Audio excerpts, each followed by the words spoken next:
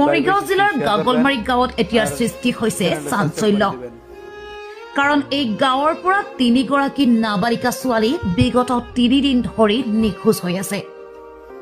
নিখোজ হোৱা ছোৱালী কেইগৰাকী হৈছে 13 বছৰ বয়সৰ আৰিফা খাতুন, 14 বছৰ বয়সৰ আসপিনা খাতুন আৰু 14 বছৰ বয়সৰ চেমিম আখতাৰা। ভিডিঅ'টো যিমান পাৰে শ্বেয়াৰ কৰক। তথ্য অনুসৰি এই 3 গৰাকী ছোৱালী 3 দিন আগতে ঘৰৰ পৰা স্কুললৈ গৈছিল, কিন্তু স্কুলৰ পৰা উভতি নাহে। পৰিয়ালৰ লোকে বহু ঠাইত সন্ধান চলাইছে, কিন্তু এতিয়ালৈকে কোনো সংসূত্ৰ পোৱা নাই। নিখোজ ছোৱালী কেইগৰাকীৰ পৰিয়ালে কান্দোনত ভাঙি পৰিছে। তেওঁলোকে সৰ্বসাধাৰণ আৰু আৰক্ষীক আবেদন জনাইছে যাতে এই ছোৱালী কেইগৰাকীক অতি সোনকালেই উদ্ধাৰ কৰা যায়। গাঁওখনত এতিয়া চিন্তাৰ পৰিৱেশ সৃষ্টি হৈছে। সকলোৱে একে বাক্যে কৈছে ছোৱালী 3 গৰাকী সুৰক্ষিতভাৱে ঘৰলৈ উভতি আহক। ইতিমধ্যে পৰিয়ালৰ লোকে মায়ং থানাত এজাহাৰ দাখিল কৰিছে বুলি জনায়। যদি কোনো সদাশয় ব্যক্তিয়ে এই 3 গৰাকী ছোৱালীৰ বিষয়ে কোনো সন্ধান লাভ কৰে বা তেওঁলোকক দেখা পায় তেন্তে অনুগ্ৰহ কৰি যোগাযোগ কৰিবৰ বাবে আহ্বান জনাইছে। যোগাযোগৰ নম্বৰ হৈছে 7638087021।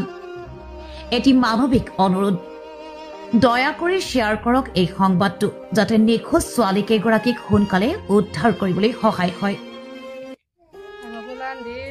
স্কুলে যাব বাস গেছে, স্কুলে যায় হেরা ফার্স্ট ইউনিটের ফর্ম পিন্দা বাড়তে গেছে, যাইরা স্কুল গেছে, যারা আইসে না ব্লগের ছাত্র সবাই এসে জিগাইছি, আইসে না, স্কুল গেছে না।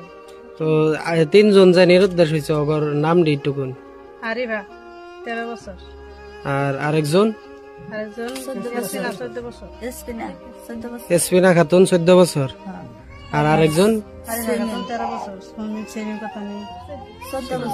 14 বছর।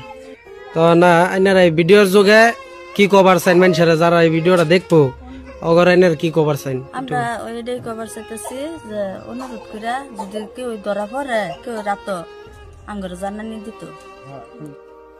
আচ্ছা আইনগর এই মানুষটি যে নিরুদ্দেশ হইল এটা থানা বাদ আইনারা কোনো জানানি দিচ্ছেন কি? কালকা থানা জানানি দেয়। News desk report SM+24।